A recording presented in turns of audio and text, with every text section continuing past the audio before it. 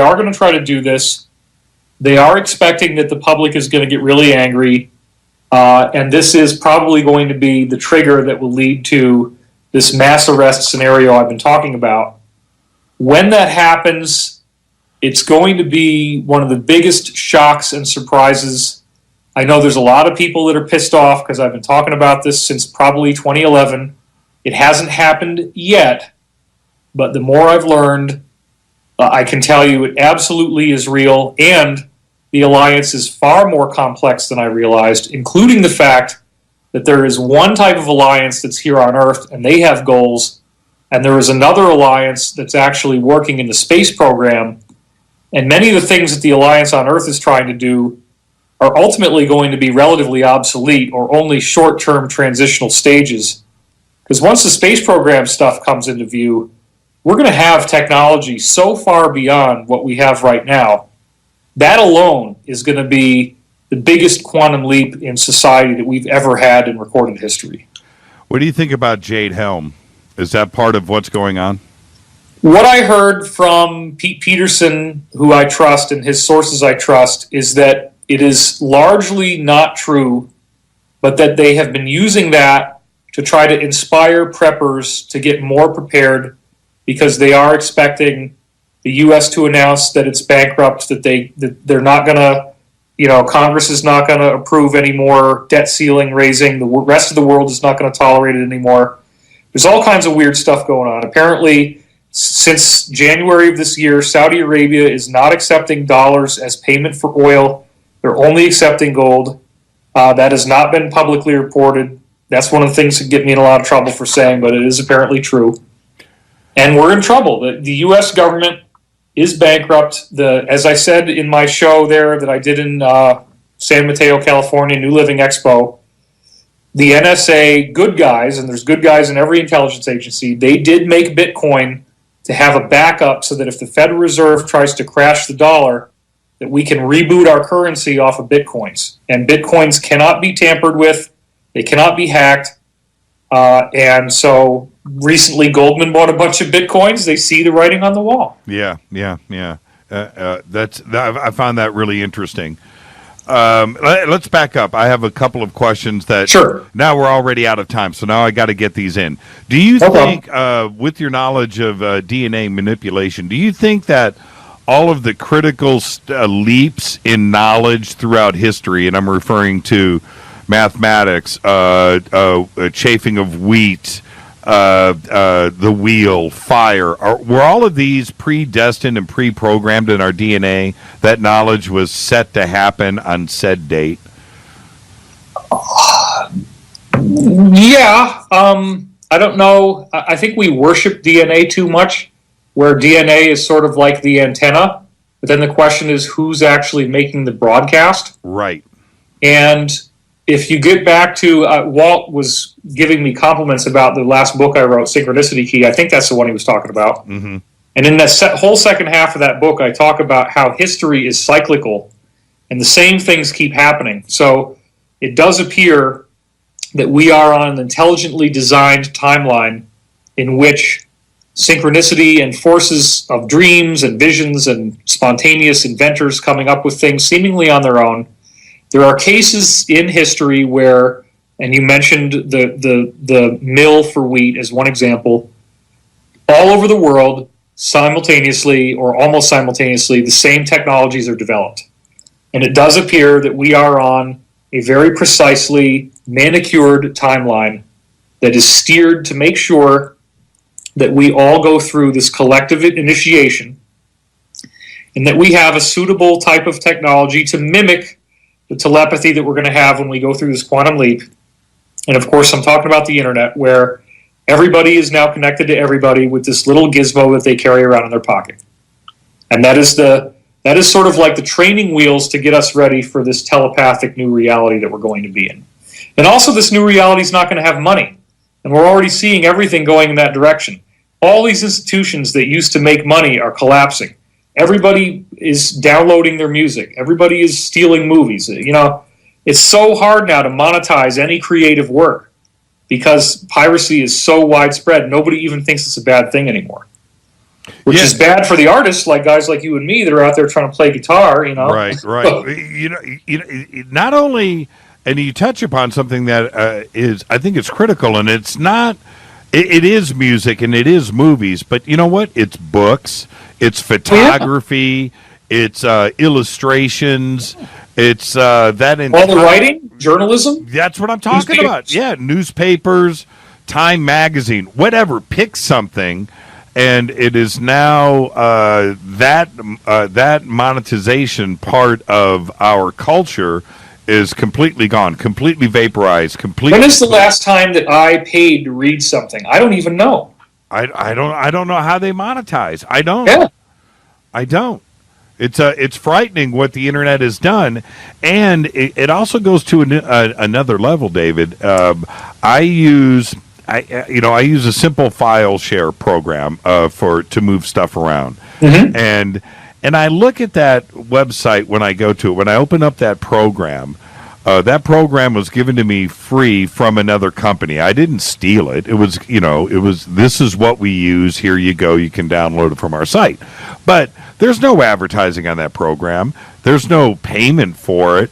But there was a team of engineers somewhere that wrote the code, that got it to work flawlessly, by the way. It's amazing. But how that entire part, because of the internet, that entire part of monetization is gone. How does that company survive? I don't get it, but yet we want everything for free. I know. For free. And it's a road to nowhere if we stop and think about it. As many people are now using this term, it's a race to the bottom. Right? Oh man. Okay, now this just came in, and we have to leave on this note. David has to give us a piece of unheard of information live on the air, just like you did last time. Let's have them shut us down, David. Let's see. Give it your best shot there, Tiger. Okay. I got a good one for you. I talked about these 100 spheres that have come into our solar system. We now know, and this gets back to the Corey question, so I'll try to integrate some things here because we didn't really talk about him. No, how did we do that? How did we? That was the main part of the show for me tonight. And it didn't happen. It didn't happen. I love you, brother. I got your back, buddy. Yeah, man. We're back to back going down in a hail of gunfire here. Yes, we are. All right, so what's happened is we've had these 100 spheres show up in the solar system since 2012, and they have given the Solar Warden people advanced technology that is allowing them to defeat the Cabal. Some very strange things are going on. There's all these ETs in what we call embassies. Some of them are in the Earth, and some of them are spread throughout our solar system, Mars, the Moon, and a variety of other moons and asteroids. And these sphere beings have, as I said, Solar Warden was the breakaway faction amongst these 5 space program factions. The Blue Avians are one of apparently 5 types of beings that are in these spheres, and we're talking now humanoids that have bird-like heads. They're sort of a morph between a bird and a human face. They're 8 feet tall. They have indigo blue feathers mixed with some purple-type feathers, depending on which one you're talking to. And these beings have now given Solar Warden the best technology on the block, and Solar Warden is now enforcing a no-fly zone on the Earth, so nobody can fly in or out of the Earth anymore unless they're permitted to. And there's been something put around our solar system called the barrier, which means that nobody can get in, nobody can get out, and communications cannot get in and out. One of the interesting things is that when the barrier was put up, the vast majority of all the reptilians in their so-called dark fleet were outside the solar system, and they cannot get back in.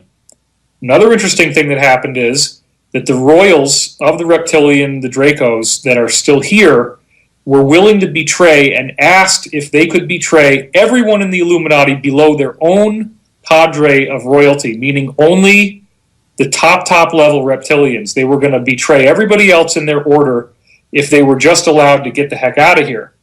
That's how apparently real they see this coming event as being for them, because for them, it's curtains time. For everybody else, it's the cosmic springboard. So what's now happening is that there are all these meetings taking place with people on Earth. This gets back to the question of why aren't they bringing this up into space anymore? They stopped doing that in the 1950s and early 1960s, but now it's happening again. People are being contacted, people are being brought up into space, and there's hundreds and hundreds of people apparently are being brought up there in advance of this big mass arrest thing that is going to happen. We're going to see the Illuminati exposed. We're going to see their plans exposed. It's going to be the greatest wake-up call. It's probably going to end up being called the Illuminati Tribunals. It's going to be all over TV. It's what everybody's going to be talking about.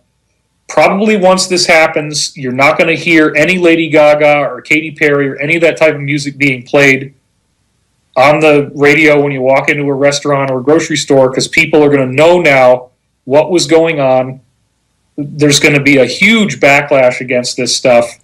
You're going to see heads of state, major celebrities, major world leaders, as well as shadowy international bankers being brought out on trial.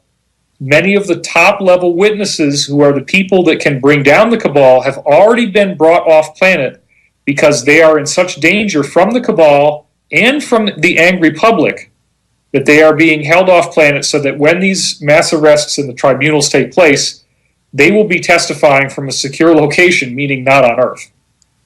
The cabal is trying to find a place to hide, but there's nowhere they can go where they're not going to be picked up. Apparently, a lot of them are planning on moving to Brazil. They do sort of have this militarized nation within Brazil. It's sort of like a separate nation state, 12-mile perimeter, all border militarized stuff with like a little green zone inside where they all have these houses. A lot of them apparently have moved all their stuff there already. They're expecting this thing to happen anytime. And I've been hearing this over and over again, and it is like the boy who cried wolf, and it upsets me because I'm out there defending the alliance. I don't get to talk to anybody in it directly. It's all on a need-to-know basis, and I'm apparently not at a level where I need to know who these people are yet. But Corey is meeting with them regularly, and so I'm getting now a lot more specific details. I'm able to ask questions. I'm able to interact with them. I ask them something. They give me the information. And what they are telling me is, for God's sake, David, get off your ass, hurry the F up, do as much as you can to release this stuff as fast as you can, because it's all coming to a head very, very soon. And one of the most juicy things that I was just told, somebody said they want new information, is that within the next 6 months, where we're going to be 6 months from now apparently is very different than where it is right now. And everything is going to accelerate to warp drive over the course of the next 6 months. That's what I'm hearing. So I hope it's true. I'd love to see that it comes true. You know, I have all these dreams telling me that I'm going to be extremely public, extremely exposed. Already when I go out in public, people spot me a lot of the time, but I still can reasonably go through life without having everybody wanting to talk to me and take a selfie. Apparently in the future, it's not going to be like that. I'll be like a Snowden. Everybody's going to know who I am, and I'll probably have to have security and just, you know, not leave the house, basically just stay home all the time. But I certainly do not live in a militarized compound. Well, I can live without Lady Gaga, but I kind of like Katy Perry. Yeah, I mean, these people earned the right to be famous by being talented. And again, they're being tortured. They're victims. They're not. Right. They're being raped. They're being abused. They are not happy people. That's why you got guys, you know, like Kurt Cobain killing themselves and stuff. I mean, it's horrible to have a career. It's funny because you think, I want to be famous. I want everybody to know my name. But if you do it through film acting or you do it through being a music star, right? Good God. Right. It's not the life you thought you were going to have. It sounds like you were describing Thoth, too. Were you? Yeah, well, that is an earlier example of these same beings. Yeah, absolutely. Very interesting. Very interesting. They came back. They were back there during the time of ancient Egypt, that you see cave paintings of these humanoids with bird heads, and they came back. and they are here to make sure that this whole thing goes smoothly. They brought in these 100 plus spheres. They're basically energy balancers. They make sure that our solar system isn't going to have a catastrophe, so that it modulates the energy increase as it's happening and keeps everything smooth. They're keeping this thing very carefully balanced. The cabal is not going to be allowed to do mass depopulation. They're not going to be allowed to do mass atrocities. They try and try and try, Right. but they're not going to be allowed to do it.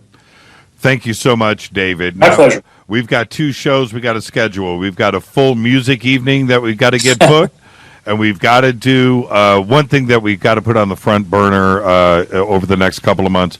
We got to do a Corey show, and there's a timing with other stuff that you're working on that it will be a necessity, and we've got to get that done. And we need to make that commitment to the audience because we dance. I don't know how we blew past that tonight, but we did.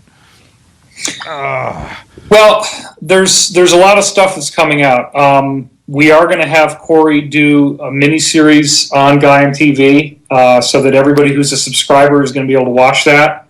And I've also got 6 hours of footage in the can. I don't know how much it's actually going to turn into when I make it into videos. I may actually do a series instead of just doing all in one, because there is so much stuff now that I'm going through it that's so freaking good. And it's going to be mind-blowing for people. I mean, I'm also putting together a document that is 130 pages when it started, where I would just type as Corey was telling me all this stuff. And I'm trying to arrange it into a linear order so that all the data that he told me is in like a book, and that's going to be free. And then that way, nobody can say I'm hiding anything or that I'm sequestering information. It's full disclosure. It's all out there, because that's what the Alliance is telling us. I don't know why exactly, because I'm not on that need-to-know level, but they're saying get out as much of this stuff as you can, as fast as you can, because the SHTF. So there you go. Thank